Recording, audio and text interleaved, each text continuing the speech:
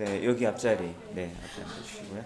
사무엘하 1장 17절에서 27절까지 말씀입니다. 사무엘하 1장 17절에서 27절까지 말씀 교독하겠습니다. 다윗이 이 슬픈 노래로 사울과 그의 아들 요나단을 조상하고 명령하여 그것을 유다 족속에게 가르치라 하였으니 곧 하늘이라 야사의 책에 기록되었으되 이스라엘아 네 영광이 산 위에서 죽임을 당하였도다. 오호라 두 용사가 엎드러졌도다. 이 일을 가되 노아이지 말며 아스론 거리에도 전까지 말지어다. 블레셋 사람의 딸들이 죽어할까 할례받지 못한 자의 딸들이 배를 부를까 염려로다. 길보아 산들아 너희 위에 이슬과 비가 내리지 아니하며 재물 낼 밭도 없을지어다. 거기서 두 용사의 방패가 버린 바 됨이니라. 곧 사울의 방패가 기름 부음을 받지 아니함과 같이 됨이로다. 죽은 자에 비해서 용사의 기름에서 요나단의 영광이 불러나오지 아니하였으며 사울의 칼이 헛되이 돌아오지 아니하였도다. 사울과 요나단이 생전에 사랑스럽고 아름다운 자이러니 죽을 때에도 서로 떠나지 아니하였도다. 그들은 독수리보다 빠르고 사자보다 강하였도다. 이스라엘 딸들아 사울을 슬퍼하여 울지어다. 그가 그놈으로 너희에게 화려하게 입혔고 그 눈동이를 너희 옷에 채웠도다. 오호라 두 용사가 전쟁 중에 엎드러졌도다. 요나단이 네 산 위에서 죽임을 당하였도다. 내 형 요나단이여 내가 그대를 경험함은 그대는 내게 심히 아름다움이나 그대가 나를 사랑함이 기이하여 영혼의 사랑보다 더하였도다. 오호라 두 용사가 엎드러졌으며 싸우는 무기가 망하였도다 하였더라. 아멘. 네, 오늘 수요일 저녁에 오신 우리 모든 여러분들 주님의 이름으로 환영합니다. 우리 앞뒤 옆에 계신 분들과 함께 미소 지으면서 인사 한번 해볼까요? 주님의 이름으로 환영합니다 라고 인사하겠습니다. 네, 주일보다 많이 웃으시네요.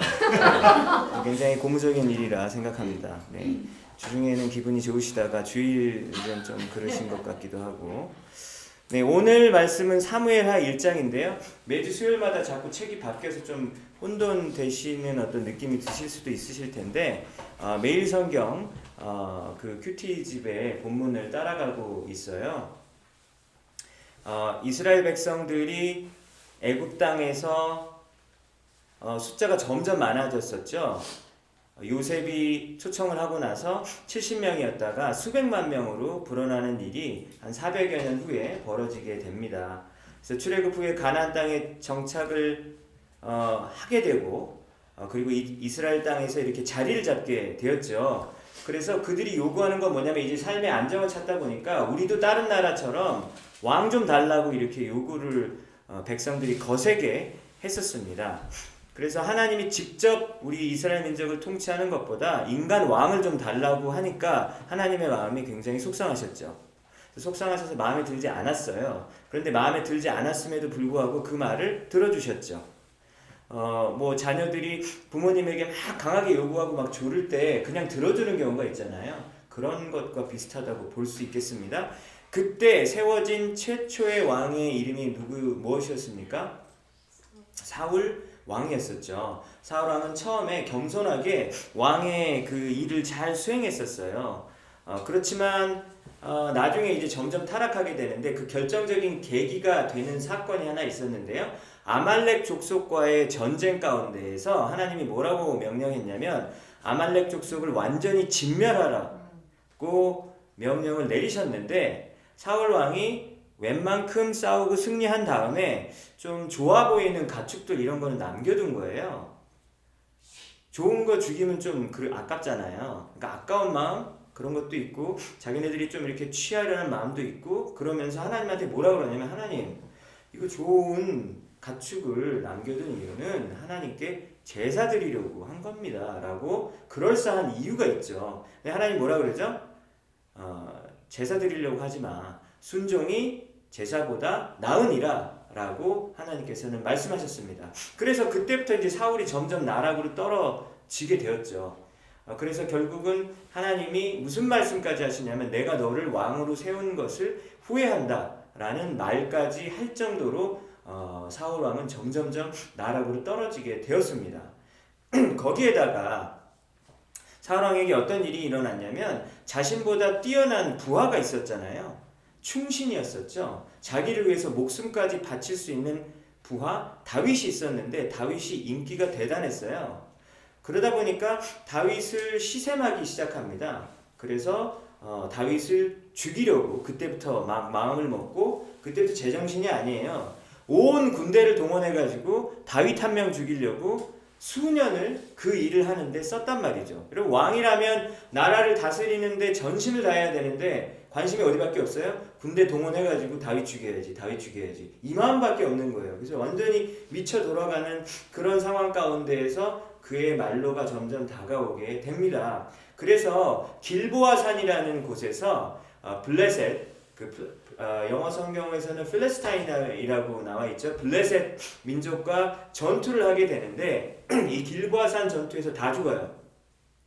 사울 왕도 죽고 사울 왕의 세 아들도 다 죽게 되고 많은 군사들도 막 전멸하게 되는 일이 벌어지게 되었습니다. 그러니까 오늘 보니까 뭐 슬픔의 애도의 시 뭐 이런 게 있잖아요. 지금 누구의 죽음을 애도하는 거냐면 사울 왕이 죽은 것에 대해서 다윗이 슬퍼하는 시를 쓴 것입니다. 그리고 사울 왕의 아들 중에 유명한 사람 있지 않나요?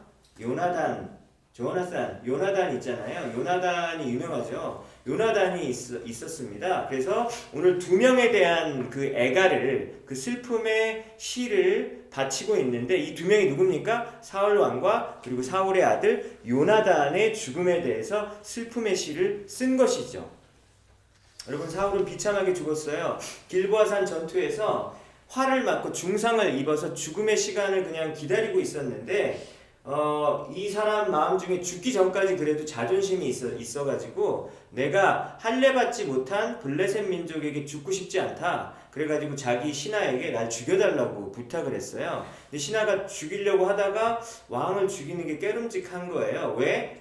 하나님께 기름 부음 받은 자를 내가 어떻게 죽이냐 해서 못 죽였어요. 그래서 어떻게 했습니까? 자살을 했죠. 사울 왕이 칼을 놓고 그 위에다 몸을 덮쳐가지고 이렇게 자살을 하며 죽었습니다. 참 안타까운 죽음이죠. 그래서 이렇게 사울과 그의 아들 요나단의 사망 소식을 다윗이 듣고 나서 그 소식을 듣자마자 옷을 찢고 막 슬퍼하는 일이 바로 이 앞절에 나와 있습니다. 17절을 보니까 슬픈 노래를 지어서 애통해했다 라고 나와 있죠. 18절을 보니까 그 슬픔의 노래를 온 유다 사람들 보고 이 시를 배워 라고 명령을 했죠. 그러니까 자기 혼자 슬퍼하는 게 아니라 이거는 온 나라가 함께 슬퍼해야 되는 날이라고 선포한 겁니다. 그래서 백성들에게도 함께 슬퍼하라고 명령을 했던 것이죠. 그 슬픔의 시를 어디에다가 기록을 했냐면 야셀의 책이라는 히브리 민족의 시집 성경에 몇 번 등장합니다. 근데 그 책에 기록이 되어 있다라고 나와 있죠. 그러니까 이건 정말 슬퍼한 것 같아요. 여러분 가짜 같으세요?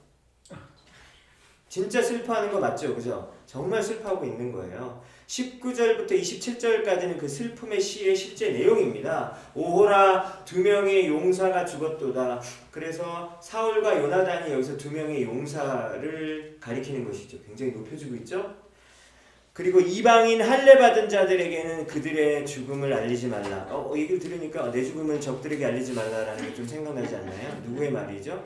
이순신 장군이 그 말을 했다고 이제 누가 적었는지 모르는 그런 말을 했다고 그러는데 지난주에 또 영국의 여왕이 이렇게 돌아가셨잖아요. 그래서 이제 사람들이 슬퍼하고 그런데 그런 와중에 슬퍼하는 사람도 있지만 기뻐하는 사람도 있었다 그래요. 그래가지고 막 여왕 죽었다고 막 이렇게 막 춤추면서 그 영상을 유튜브에다 올린 사람도 있다 그러더라고요. 그러면 그 장면을 본다면 여왕을 좋아하는 사람들 입장에서는 기분이 어떨까요? 굉장히 기분이 안 좋겠죠. 그것을 지금 다윗이 표현하고 있는 거예요.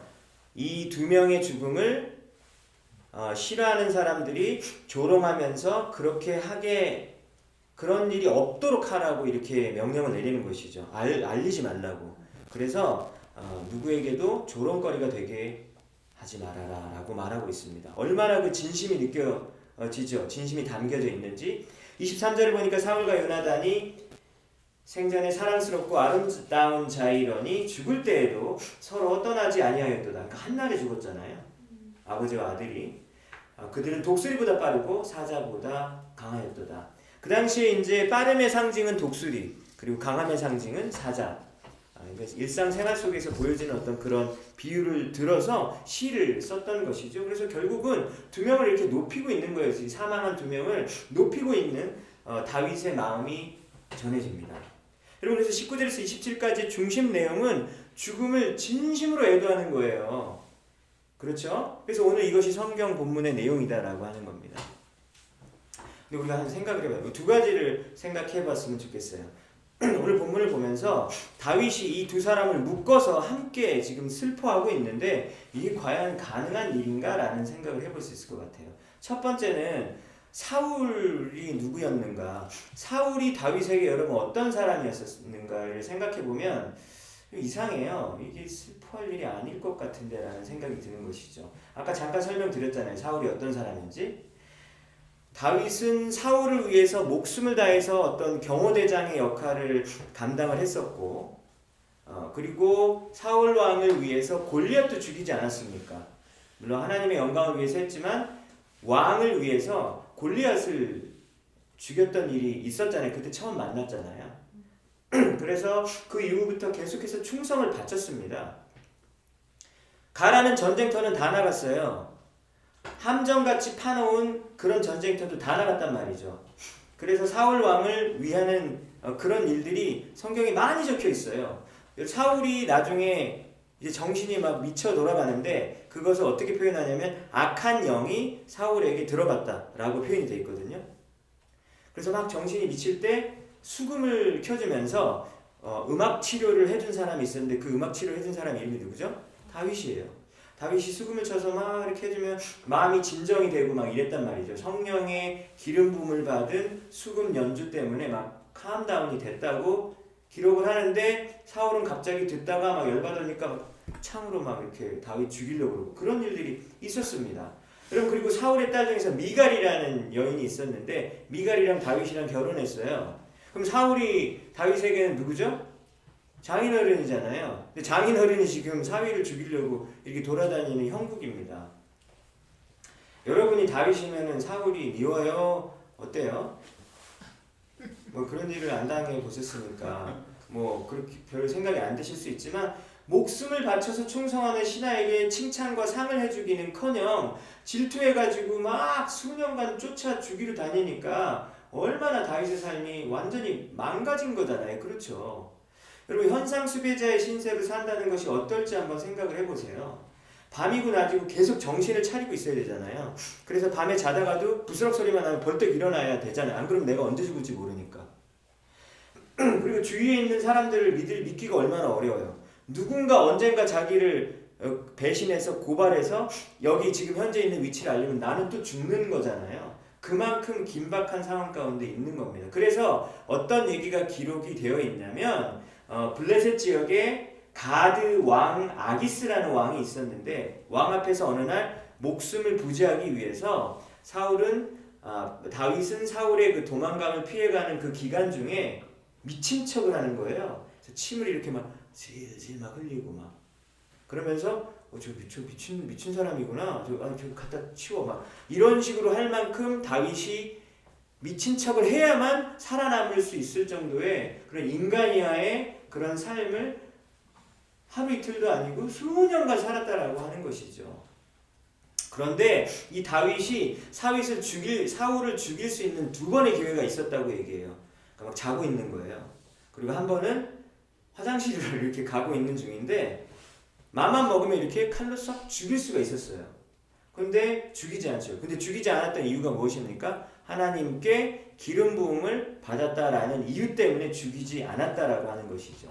그래서 그거 죽이지 않으니까 계속해서 자기의 도망자의 삶의 시간이 연장되어지는 거잖아요. 그걸 알매도 불구하고 그 두 번이나 살려주었단 말입니다. 여러분, 이것이 바로 사울과 다윗의 관계예요.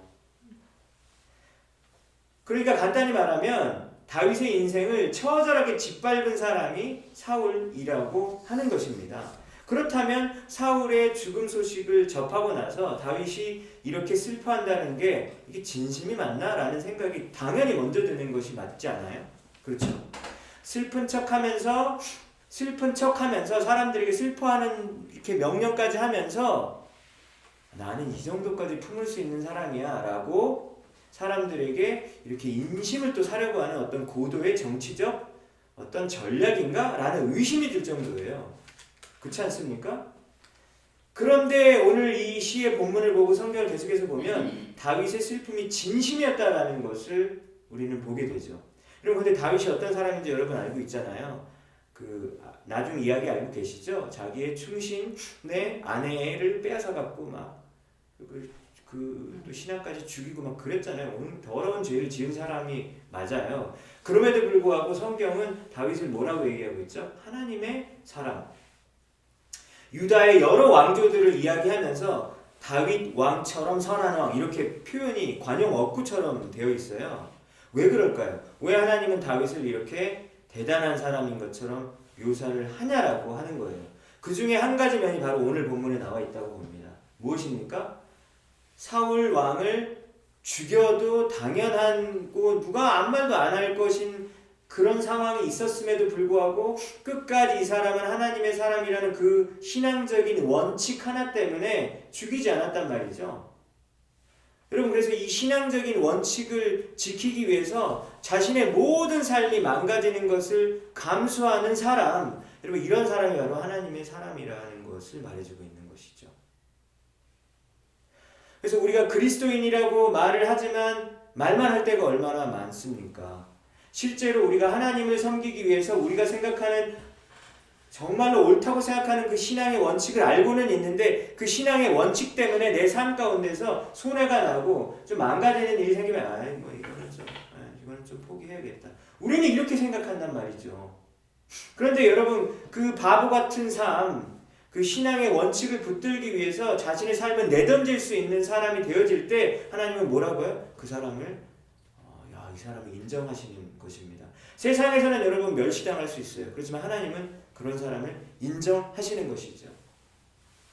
그리고 두 번째로 우리가 생각해 볼 것은 사울이 죽었음에도 불구하고 너무 잘됐다. 역시 하나님은 살아있어. 공의로운 하나님이야. 하나님은 내 편이고요. 이렇게 할 법도 한데 슬퍼했잖아요. 그렇죠? 그래서 우리가 이걸 한번 생각해 봤으면 좋겠어요.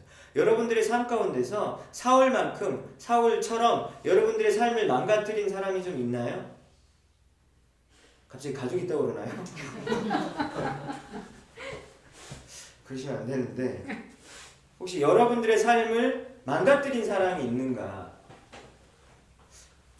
그리고 사울처럼 혹시 여러분들을 계속 미워하는 어떤 그런 사람이 혹시 있으십니까? 있으셔왔습니까?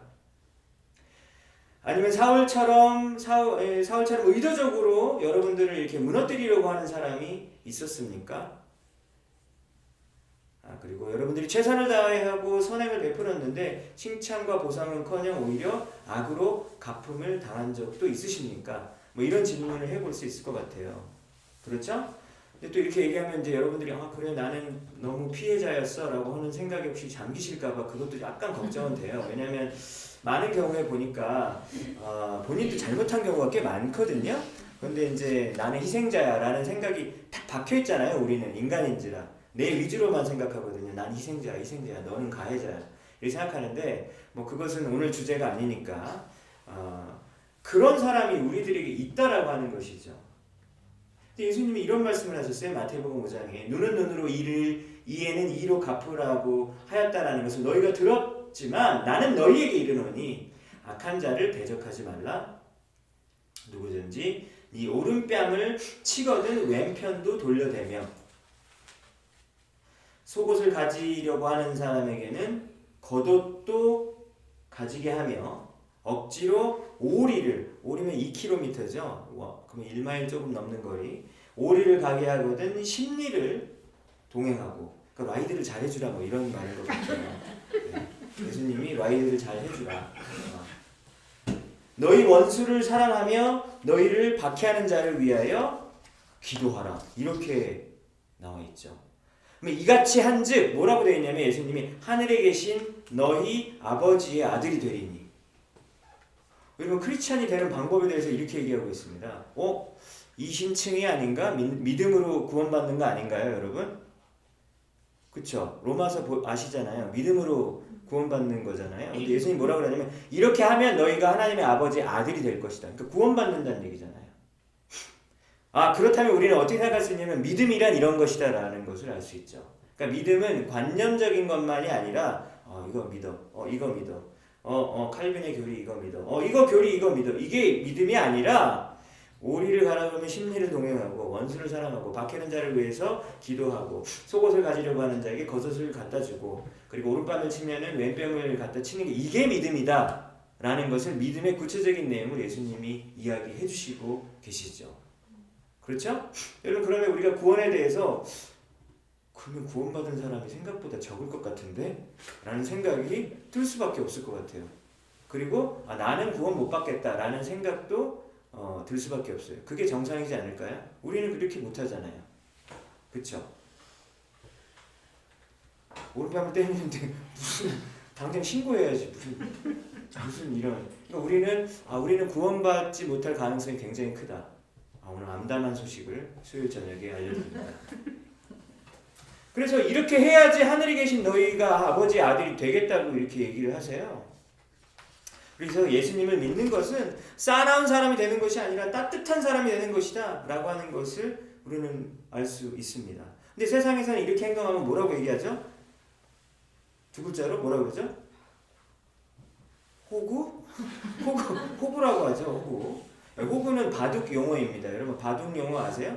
이게 세 군데가 막혀 있고 한 군데가 뚫려 있을 때 호구라고 하잖아요. 네, 그래서 이제 위키피디아를 찾아보니까 호구란 남을 잘 믿고 순진하며 쉽게 속고 당하는 사람. 청소년들은 빵 셔틀이라고 얘기하죠. 네, 그러니까 빵 갖고 와 이렇게 왔다 갔다 이렇게 시키는 사람. 그러니까 여러분 세상에서는 정말로 이렇게 저 사람 뭐 모자란 거 아니야? 그렇게 당하고만 살아라고 하는 사람이잖아요. 지금 예수님이 열거한 내용들을 보면. 그런데 그렇게 해야지 너희가 하나님 아버지의 아들이 될 거라고 이야기하고 있어요.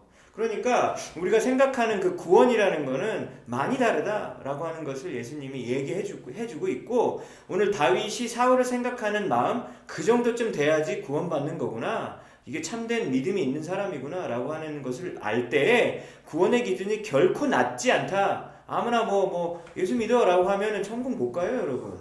이런 것을 봤을 때는 보게 되는 것입니다. 여러분 도전 받으십니까? 그러면서 계속해서 예수님이 이어서 얘기를 하는 거예요. 이는 하나님이 그 태양을 악인과 선인에게 비추시며 비를 의로운 자와 불의한 자에게 내려 주심이라. 이렇게 얘기했어요. 근데 하나님 입장에서 이게 딱 보였을 때 햇볕을 쬐면 좋잖아요. 우울증도 안 걸리고 좋잖아요. 그쵸? 그러니까 하나님은 어떤 마음일까요? 선인, 착한 사람에게 햇볕을 내려주고 싶은 거죠. 그런데 하나님은 그것을 꾹 참고 선인과 악인에게도 햇볕을 다 비춰주십니다. 하나님 보셨을 때는 저 인간 진짜 못돼 먹었네 라고 하면은 저 사람 밭에는 비를 뿌려주고 싶지 않아요. 하나님이. 그런데 하나님이 그렇게 하지 않으시고 비를 선인이나 악인에게 비를 동시에 뿌려준다라고 이야기하는 거예요. 그러니까 그런 하나님의 마음을 본받으라. 그렇게 해야지 너희는 하나님 아버지의 아들이 될 수 있다라고 말하고 있는 것이죠. 여러분 이것이 복음입니다. 그렇죠? 그래서 이 복음을 이해하고 그리고 예수님을 믿는 사람들의 참된 삶의 방식을 예수님께서 이야기를 해주고 있다라는 것을 알 수 있습니다. 여러분 그래서 오늘 이 다윗의 시를 보면서 다윗이 어떻게 사울의 죽음을 슬퍼할 수 있었을까에 대해서 묵상해 보셨으면 좋겠어요. 그래서 우리가 예수님의 사랑의 깊이를 깊이 알고 싶잖아요. 근데 방금 그 못된 짓 하는 그런 사람들 있잖아요. 그게 누구예요? 나잖아요. 그러니까 남들 못된 사람들 말고 내가 그러고 있잖아요. 하나님 앞에서. 그러지 않으셨습니까? 하나님 앞에서 내가 그런 죄인이다라고 하는 것을 깨달을 때 예수님의 사랑이 그제서야 적용이 되는 것이죠. 이 얘기 누가 좀 들어야 되는데 그 못된 놈. 그게 아니라 그게 사실은 나다. 그런데 나를 위해서 예수님이 십자가에서 돌아가셨구나 라고 하는 사람이 예수님의 사랑의 깊이와 넓이를 참되게 이해하는 사람이겠죠. 내가 얼마나 죄인인지를 모르니까 예수님의 사랑이 별로 감사하지 않은 겁니다. 그렇죠? 예수님의 사랑 이제 많이 좀 식었고 좀 미지근해요. 맨날 듣는 얘기 또 듣고 뭐. 왜 그럴까요? 내가 얼마나 많은 죄를 사함받았는지를 잊어버리니까 예수님의 사랑이 별로 고맙지가 않은 거죠.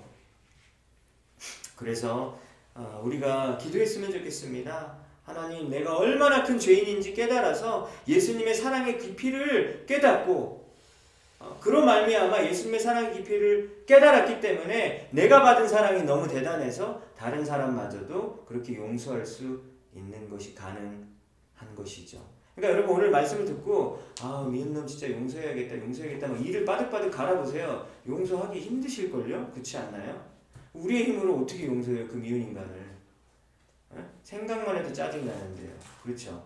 그렇기 때문에 우리는 오늘 그렇게 막 해야 된다라고 의무적으로 이 말씀을 받아들일 것이 아니라 예수님의 사랑을 깊이 이해하면서 또 그것을 생각해 볼 때 우리에게 참된 자유함이 찾아올 것이라고 생각합니다. 여러분, 그리고 이제 두 번째 사람에게 주목해 보았으면 좋겠어요. 요나단은 다윗에게 어떤 사람입니까?에 대해서 생각을 해 보았으면 좋겠어요. 여러분, 점점 더 미쳐가는 아버지 사울을 막은 사람이 바로 요나단이죠. 아버지, 그만 좀 해요. 그만 좀. 왜 그래? 다윗은 아버지를 위해서 충성을 다해서 일하는 신하입니다. 라고 말을 했잖아요. 그 사람이 그러니까 요나단이니까 다윗을 보호하기 위해서. 그래서 그렇게 설득하고 변호하려고 막아주려고 하고, 그래서 그 미친 아버지가 심지어 그 아들에게 죽이려고 할 때까지 자기의 친구 다윗을 위해서 변호해준 사람이 바로 요나단이라는 것이죠. 여러분 잘 생각해 보세요. 다윗이 죽어야 자기가 왕이 될 확률이 훨씬 커지잖아요. 그런데 다윗을 자꾸 그렇게 살려주고 변호해주고 그러면 진짜 다윗이 왕이 될 수 있거든요. 그러니까 요나단은 다윗을 위해서 그 일한 것의 대가가 뭐냐면 자기 유산을 거의 그냥 포기하겠다 뭐 이 정도의 각오를 가지고 우정을 지키고 있는 겁니다. 그냥 어느 얕은 우정이 아닌 것이죠. 그렇죠? 우리 사랑하는 친구들 있잖아요. 우정. 친구들이 있고 뭐 우리가 좋아하는 사람들이 있는데 그 사람을 위해서 뭐 어느 정도까지는 해주겠지만 내 유산을 포기하기 정도까지는 몇 명이나 될까요? 그런 사람이. 그렇지 않겠어요? 여러분 그게 바로 다윗과 요나단의 관계였었다라고 하는 겁니다. 한 나라를 포기할 수 있을 만큼 사랑하는 친구였다라고 하는 것이죠. 그래서 26절과 27절에 다윗이 요나단의 사망 소식을 듣고 요나단에 대한 자신의 마음을 이렇게 표현했습니다. 내 형 요나단이여, 내가 그대를 애통함은 그대는 내게 심히 아름다움이라. 그대가 나를 사랑함이 기이하여 여인의 사랑보다 더하였도다. 오라, 두 용사가 엎드러졌으며 싸우는 무기가 망하였도다 하였더라. 그래서 이 26절에 요나단이 다윗을 사랑한 것이 여자가 남자 사랑하는 것보다 더 한다고 해가지고 이 요나단과 다윗이 동성연애를 했다라고 해석하는 그런 사람들이 좀 있어요. 근데 그것은 조금 너무 과한 해석이고 그런 눈으로 바라보고 싶어서 좀 그런 좀 과한 해석이라는 생각이 들어요. 그렇지 않나요? 그렇죠? 왜냐면 다 이제 처자식이 있었던 결혼한 사람인데 그러면 사실 동성애자도 아니죠. 양성애자죠. 그러면은 그냥 변태인 건데 이게 좀 문제가 되죠. 그러니까 그런 해석은 굉장히 좀 문제가 있죠. 근데 지금 그렇게 시리어스하게 해석을 한 사람이 요즘에 많기 때문에 지금 여러분들에게 말씀을 드리는 겁니다. 여러분 다윗과 요나단의 우정과 동지애에 대해서 주목해 보십시오. 어떻게 이 두 명은 서로 이렇게 아끼고 사랑해 줄 수 있었을까요? 저는 이렇게 생각해요. 두 명 다 하나님을 다 사랑했기 때문에 이것이 가능했었다라고 봅니다. 그리고 우리는 서로에게 잘해주면 최상의 관계를 가질 수 있을 것 같잖아요. 그런데 그렇지 않죠. 사람이 다른 사람을 계속해서 바라봐요. 그러면 어떻죠? 부담스러워요. 그만 봐 이제. 좀 지친다. 야. 질척거리지 마. 이런 생각이 좀 들잖아요. 그러니까 너무 사람과 사람을 서로 여러분 지켜보시면 그게 사랑의 표현이 아니라 부담으로 다가올 수밖에 없어요. 어느 정도 무겁고 너무 지나친데? 라는 생각이 들 수밖에 없다는 것이죠. 그래서 대인관계의 가장 이상적인 모습은 같은 곳을 바라보는 것이 가장 이상적이죠. 나도 하나님을 바라보고 이 사람도 하나님을 바라볼 때 두 명의 관계가 최상의 관계가 되는 것입니다. 여러분, 그것이 바로 성도들 간의 관계이겠죠.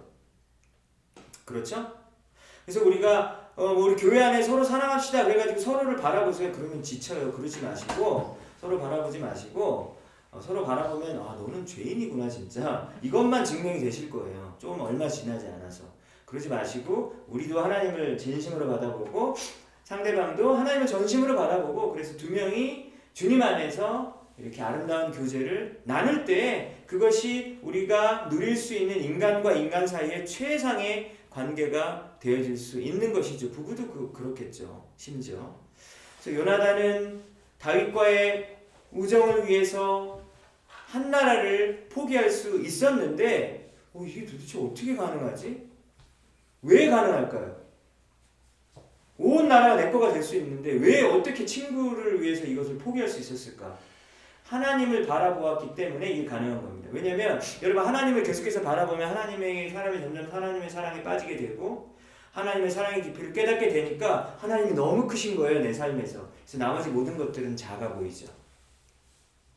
그래서 우리가 여러분 돈 사랑하지 마세요. 그러니까 하지 말아라. 여러분 죄 짓지 마세요. 죄 짓지 말아라. 욕심 부리지 마세요. 욕심 부리지 말아라. 남의 것을 탐하지 마십시오. 여러분 이렇게 하지 마라. 뭐 해라 이런 식으로 신앙을 접근하면 하나님 믿는 거 너무 싫지 않나요? 내가 이거 하려고 내가 예수 믿었나? 너무너무 무거운 거예요. 근데 그렇게 하면은 우리가 하나님 따라가는 그 길이 의무적이고 너무나도 무겁기만 합니다. 근데 하나님이 원하시는 거는 그런 삶이 아니잖아요. 뭐라고 얘기하셨어요? 성령이 있는 곳에 자유함이 있다라고 말씀하셨잖아요. 하나님이 있는 곳엔 자유함이 있는 것이지 여러분 점점점 무거워지는 것은 그건 하나님 아니에요. 그건 종교죠, 종교. 그래서 혹시 여러분들이 어떤 신앙에 대해서 열심을 추구하면서 하나님을 추구할 때 점점 더 무거워지시면 다시 한번 살펴보시면 좋을 것 같아요. 내가 지금 하나님을 따르고 있는가? 종교적인 의무만 지키려고 하는 율법주의에 내가 빠져들고 있는 것은 아닌가? 점검해 볼 수 있을 것 같아요. 여러분 세상을 자꾸 이렇게 하라 하지 마라 식으로 수동적인 방어하는 방식이 아니라 그 큰 하나님께 집중했을 때 나머지 것들이 너무나 작고 하찮게 보이게 되어서 더 이상 그 사람에게는 해라 하지 마라를 할 필요가 없죠. 너 다윗 사랑하려면 조건이 있어. 유산 포기해. 이렇게 하면은 누가 할 수 있겠어요? 그렇게 못하죠. 그렇지만 하나님이 너무나도 크게 보이고 하나님의 사랑이 크게 감동이 되어질 때 그 나라 까짓 거 나는 이미 하나님이 있는데 라고 되어지는 것이죠. 여러분 그런 다윗과 요나단이 가졌던 그런 관계가 우리 교회 안에 우리 성도님들 사이에 이루어지면 참으로 좋겠습니다. 그래서 다윗은 사울이 죽고 왕이 된 후에 요나단의 아들 무비보셋을 끝까지 돌봐줬어요. 이제는 요나단도 없잖아요. 그러면 이제 다윗이 이제 왕이 됐거든요. 왕이 됐으면 이제 자기 마음대로 할 수 있고 예전에 약속을 했지만 자기 마음대로 해도 되는데 무비보셋이 요나단의 아들이에요. 근데 두 다리를 막 절게 됐어요. 그래서 장애인이 됐는데 무비보셋을 끝까지 돌봐줍니다. 너 죽는 날까지 나랑 같이 밥 먹어. 왕이랑 같이 밥 먹어. 그리고 사울의 모든 재산을 무비보셋에게 다 물려줬어요. 여러분 잘 보세요. 요나단은 자기가 받을 것을 다윗에게 다 주려고 그랬잖아요. 그리고 다윗은 자기가 사울의 그 원래 왕의 것을 무비보셋에게 다 주잖아요.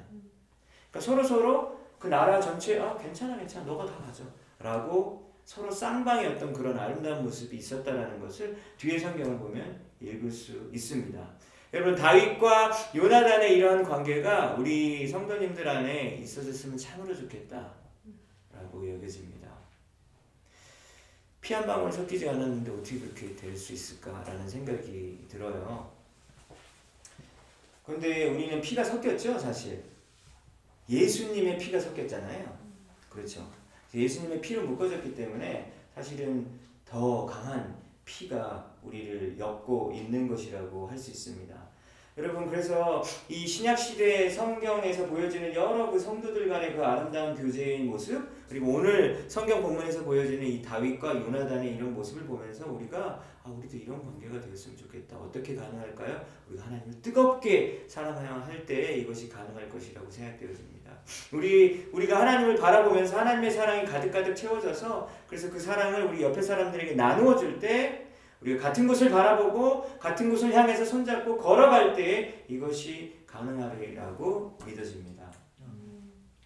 여러분 그래서 오늘 이 본문을 보니까 완전히 극과 극의 사람이잖아요. 아주 왼수 같은 놈 한 명이랑 그 다음에 가장 친한 두 사람이 하나로 묶여서 시 하나에 적혀져 있는 거잖아요. 어찌 이런 기이한 일이. 두 명이 다 죽음을 슬퍼하고 있는 다윗의 모습을 보는데 이 두 명의 각각을 보면서 우리에게 배울 점이 있고 하나님께서 우리에게 말씀하시고자 하시는 바가 있다고 여겨집니다. 오늘 이 말씀을 통해서 원수를 사랑할 수 있는 우리 모두가 되기를 주님께 기도드리고, 그리고 우리 안에 있는 여러 대인관계들이 피상적이고 얕은 관계가 되어지는 것이 아니라 주님 안에서 정말로 끈끈하고 그리고 다윗과 요나단과 같은 관계가 우리 교회 안에 맺어질 수 있는 놀라운 일이 하나님께서 우리 교회 가운데 부어주시기를 기도하신 여러분 모두가 되시길 주님의 이름으로 축원합니다. 네, 오늘 말씀을 마치겠습니다.